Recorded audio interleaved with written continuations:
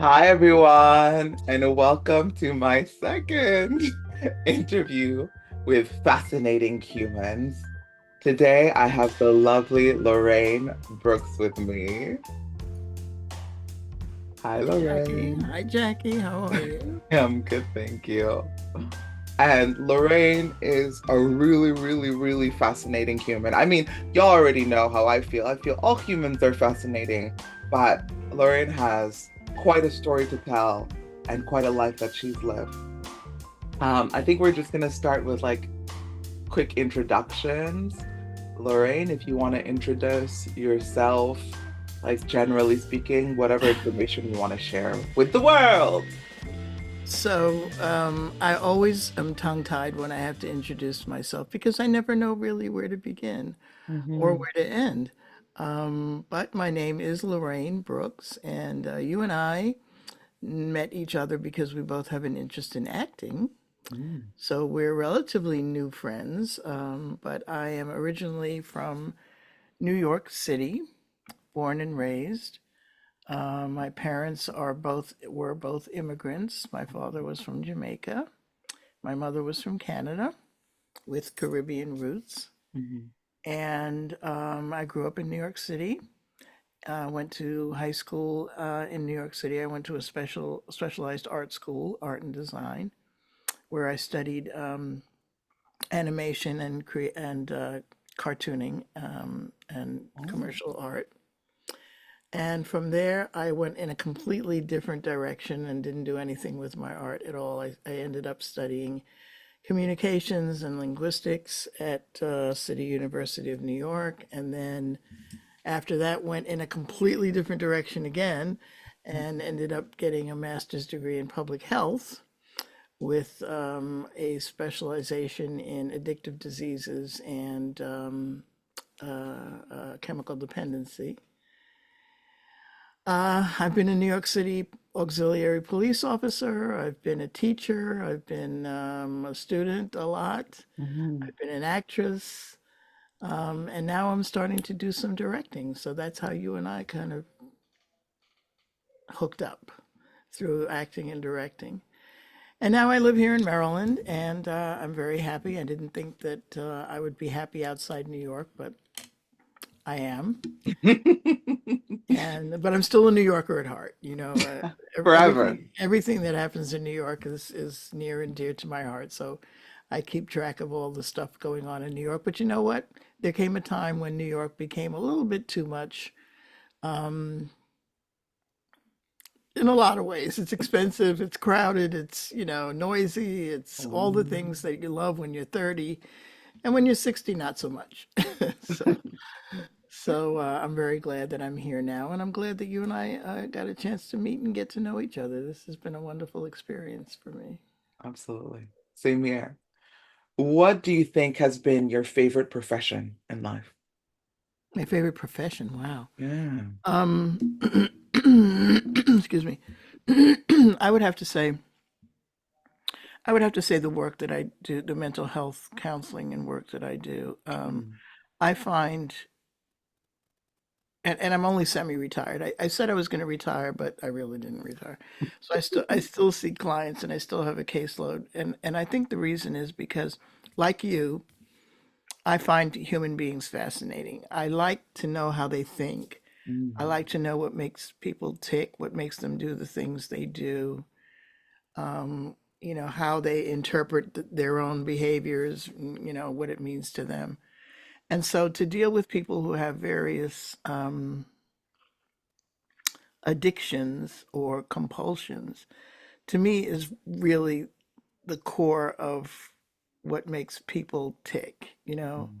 why they make the choices that they do, and how does that affect your life and the people's lives around you, and how does it affect the community as a whole, and just everything is related to what you do and choices that you make. So I would have to say that that's my favorite thing to do. Mhm. I like to watch these television shows where they talk to people who, are struggling with different addictions. Whether it be drugs or gambling or food or anything.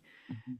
and just kind of find out, wow, what makes them tick? Why did they? Mm. How does whatever they're doing help them or hurt them?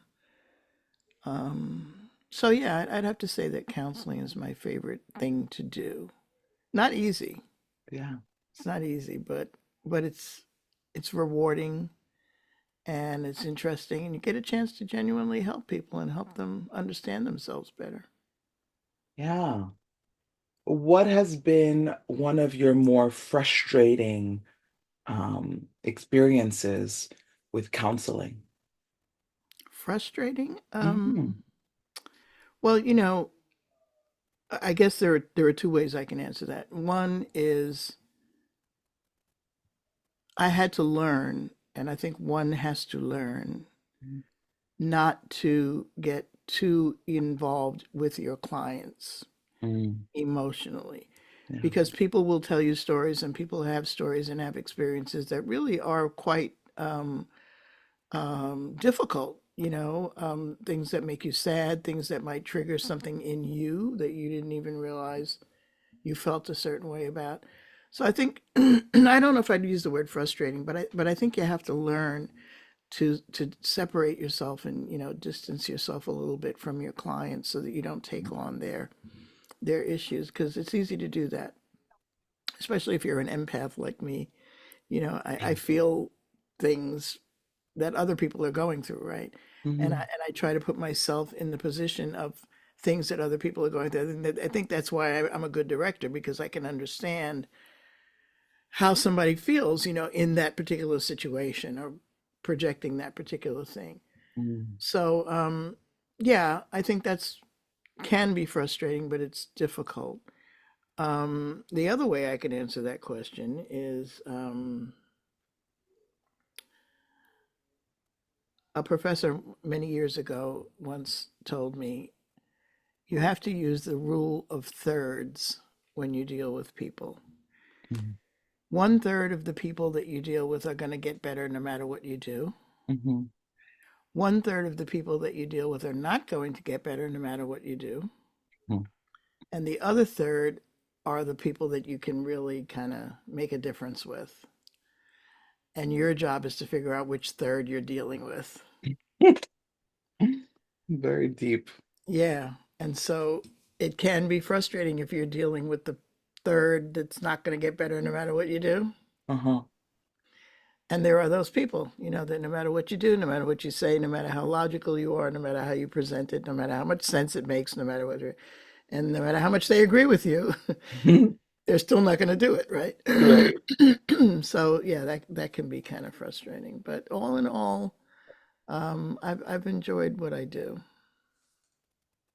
Excellent. Excellent.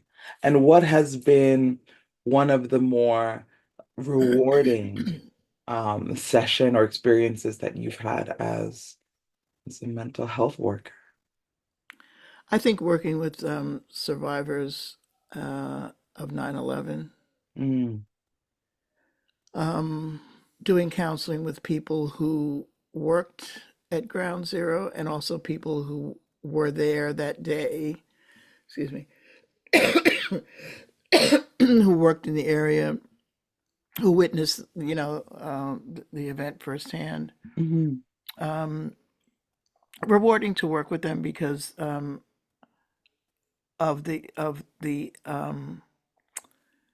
humanity that they either acquired as a result or exhibited, on that day. It either was in you on that day and you did what you had to do, or it wasn't in you but you did what you had to do and you became more human Mm. as a result, right? Yeah. So yeah, I think that's been the most rewarding thing, and I still talk to a number of people that I used to work with, which is also very rewarding to know that they are still well and they're okay and that they remember me and appreciate, the work that I did with them. So that's nice. Comes Yeah. full circle too, which is nice. Absolutely. And now I'm gonna go back a little bit to Mm-hmm. like your parents. You Mm-hmm. know, one from Jamaica, one from Canada. How did they meet? Um, How did they they met find in New each other? York. Yeah. Mm, My dad was born in Jamaica, mhm. and came here when he was, I think, 16. Okay. My mom was born in Canada, but her family moved all over her family were nomads, kind of like your family. They lived in Canada, they lived in Jamaica, they lived in Oh, um, British Honduras, they lived in Haiti for a minute, um, and I'm not sure where else I'm blank. But her father was a mhm, physician that worked for the Canadian government, so he was liable to get transferred anywhere mhm. under the crown, right? So they Right. moved all over the place. But she grew up primarily, her formative years were in both Jamaica and Canada. Mm, So she's a Canadian national, but she's got all this background. My grandparents were from Dominica and Guyana, which are two other Caribbean sort of places. yes. So my parents met in New York. Mm, My mother came here when she was about 15, and my dad came here when he was about 16. And my mother went to school with my father's sister okay. in high school. And so they were friends. And so my father's sister said, "Hey, I have a brother," Mm, and kind of hooked them up. And my mother tells the story about how she couldn't stand him at first. And he was totally persistent and wouldn't give up. And they ended up getting married in New York and settled in New York. And my father finished his college. He became an accountant. My father was a CPA, mhm. and my mom was a legal secretary. And they stayed in New York for the rest of their lives, never went back. In Wow. fact, my father never wanted to go back to Jamaica. He wouldn't even No. vacation there, no. My mother finally got him to go back after like 50 years or something, and he went back for a vacation and reconnected with some of his cousins. And he had a brother there, reconnected with his brother. And my mother never wanted to go back to Canada. Mm, Um, so interestingly enough, they both sort of walked away from the places that they were from. mhm. So I never really learned much about their heritage, or their history. As an adult, I've gone back. I ask a lot of questions. I always ask a lot of questions, as you Mhm. know. And so I would always ask my grandmother a million questions, and she would tell me, she would answer my questions, and she would tell me some of the stories of our family. And I would ask my mother a million questions, and she would tell me, and my aunt, my father's sister. So I kind of pieced the story together for myself. Mhm. And then I did a lot of research on ancestry and, found copies of death certificates and birth certificates and wedding marriage licenses. And so I put the story together myself, Yeah. not because of anything they told me, but just pieces that I've put together. In fact, I'm writing a book um, on my family. It Good. really is about my uncle, one of my uncles, but it turns out to really be a family sort of history. Mhm. Um, so yeah, I can say I'm a New Yorker, but I can't say that my parents were New Yorkers really. But they loved New York, and that's why they stayed there. But yeah, it's interesting, and I think everybody needs to know about their heritage and their background. Mhm. I think it's really a shame if you don't share that with your kids, whether it's good or bad, doesn't matter. Great. Yeah, Know where you come from and yeah, your roots. Hmm. yeah. Otherwise, how do you know who you are and why you're who you are? Not who you are, but why are you who you are, right? Mm, absolutely. Um, yeah. So I've learned a lot about me and, the connections that I've made and the connections that my parents made with me and my brother. Hmm. And, why am I like I am? Yeah, It's absolutely. really, yeah. And that goes along with what I did for a living, right? All this, mental health counseling. Like, how did I, all the time I'm trying to help other people understand who they are. Yeah. And so I need to understand who I am too, and why I am the way I am, and where I come from, and what what's meaningful in my life. So that first play that you and I did together, Consecrated Ground, that we always talk about, was so important to me personally because it dealt with a situation in Canada Hmm. that my mother always spoke about. And so that's why it resonated with me. Otherwise, I probably wouldn't have paid much attention to that play at all. I wouldn't have had any real reason to. So Hmm. everything is connected. I think. I think everything is in life is connected somehow. Yeah, I believe that. I believe that, you are in the place and space that you're in for a reason. Hmm. Yeah, I truly believe that.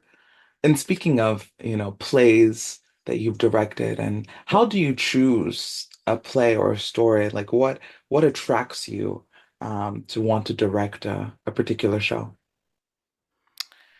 Um, it has to it has to have a message, I think. It has to teach me something. Mm, And then it has to have characters that are believable. mhm, And then it has to resonate with me in some way. Um, Most of the plays that I have gotten interested in um, are plays that talk about or that deal with the African American experience somehow. So that obviously resonates with me because I identify as an African American. Um, Also, I like plays that give people information. Stories are nice just for the sake of a story, but I like plays that teach people something that would when people leave the theater they go, "Wow, I never knew that," mhm. or "Gee, maybe I ought to look that up." And that's exactly what happened after we did Consecrated Ground. I am 150% sure that the hits on their website Mhm. for Africville, right? That the hits on their website went up exponentially after we did that play. I'm absolutely certain of Oh, it. yes, I'm sure Because too. everybody that left that theater said, I'm going to go home and do some research about this. Mhm. That's what I want to do. I want plays that do that make people want to go home and go, wow, I need to know more about this. Or why didn't I know this in the first place? Or, Right. where did that come from? Yeah. Hmm.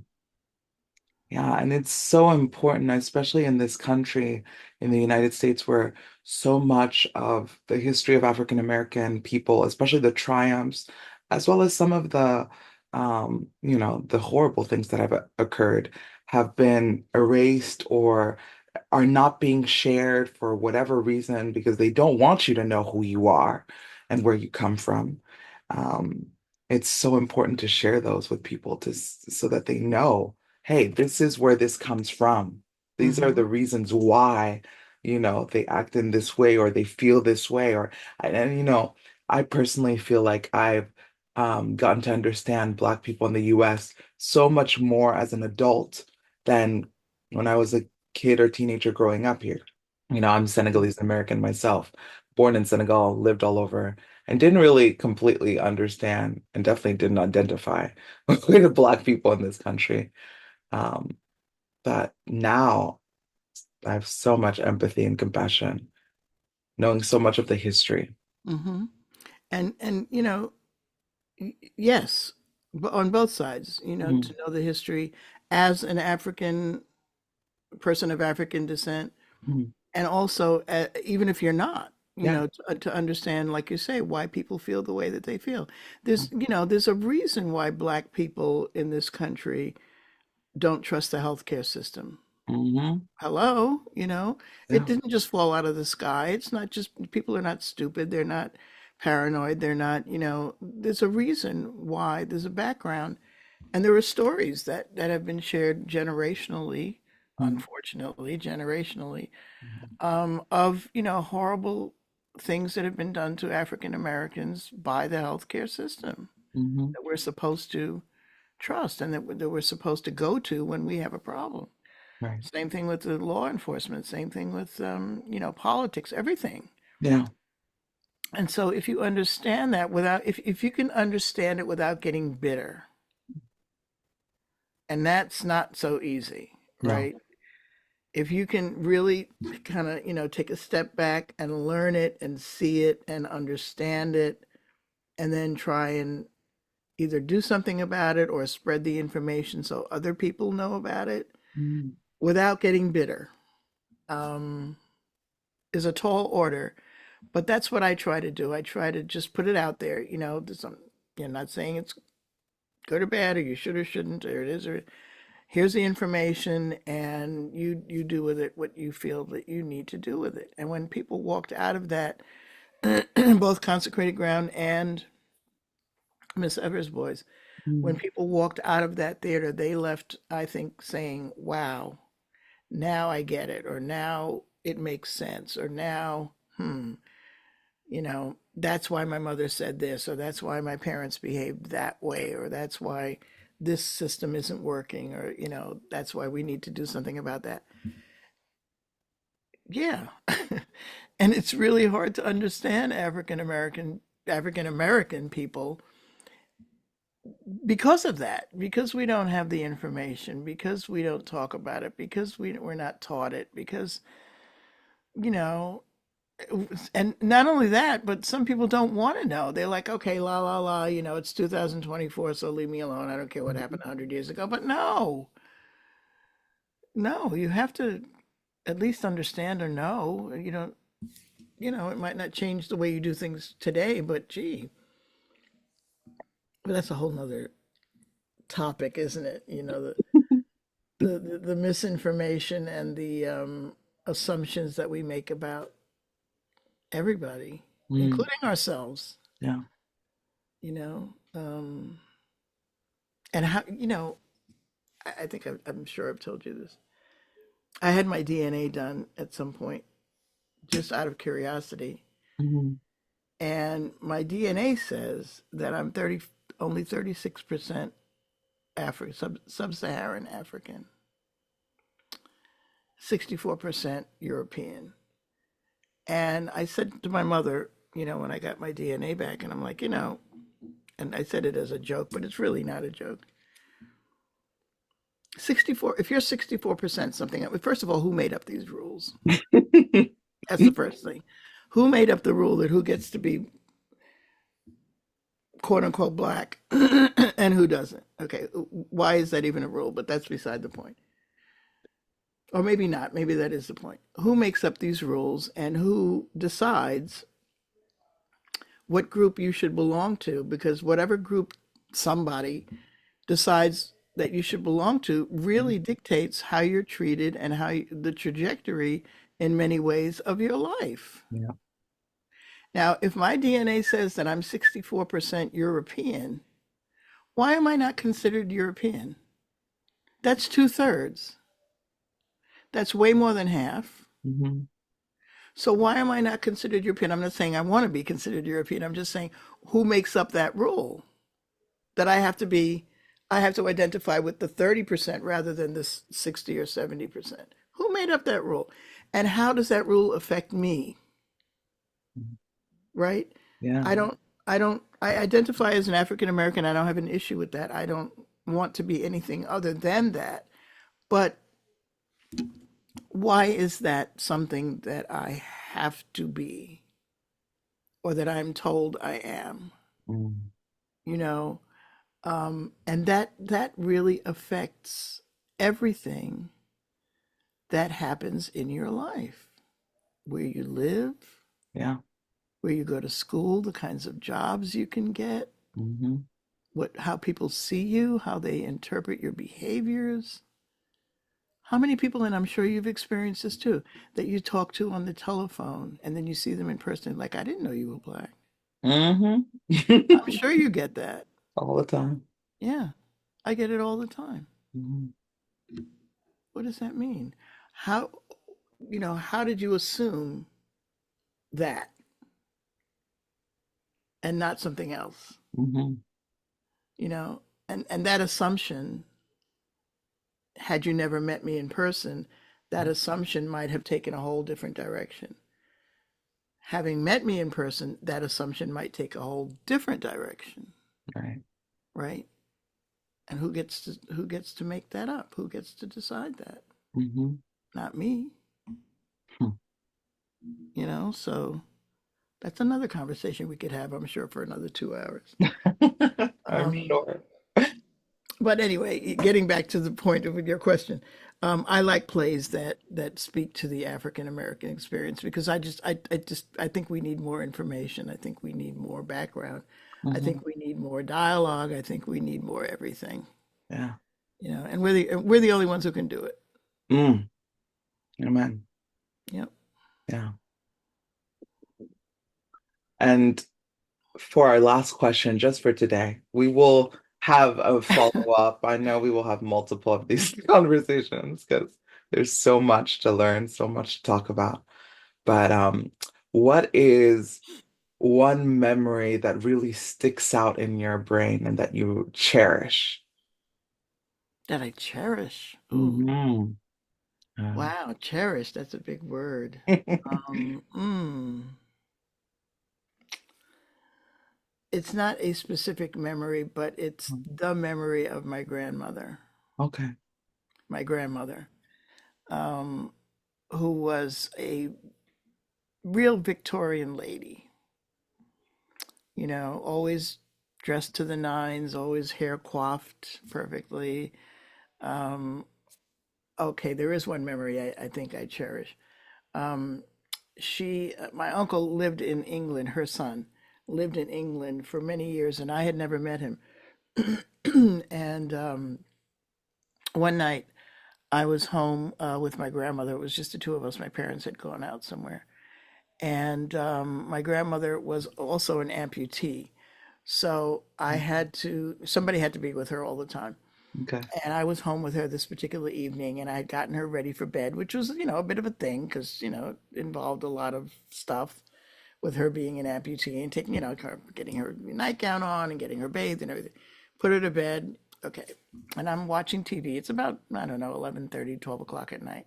And the doorbell rang. And I go to the door and I look outside and I see this man standing there. And I knew immediately he was my uncle, even though I had never met him in person. He Mm. had lived in England for like 20 years. So I opened up the door, and I was like, "Oh my God, you're my uncle." And he knew who I was, and so I let him in, and I said, "Hold on, let me go get Mumsy." That was my grandmother. I said, "Hold on, let me go wake up Mumsy because she's not going to believe you because he didn't tell anybody he was coming. Mm. She's not going to believe you're here." So I run into Mumsy's bedroom and I say, "Mumsy, you're not going to believe who's at the door." And she's like, "Who?" And I said, "It's your son. It's Keith." I said, "Let me go get him." She said, "No." She said, "I want to get up. I want to get dressed. I want to put my hair back up. I want to put my makeup on. I'm not going to see him like this." So I went back out and I said to my uncle, I got to get her up. You'll have to wait a few minutes. And he says, "Okay." So he understood immediately. I go back in, I get her dressed again. I put her makeup on. I put her hair up. She had these tortoiseshell combs that she would wear in her hair. Put her Mhm. makeup back on. Got her, and I cherish that memory because she had not seen her son Mm. in over 20 years. Mm. And Mm. he had not seen his mother in over 20 years.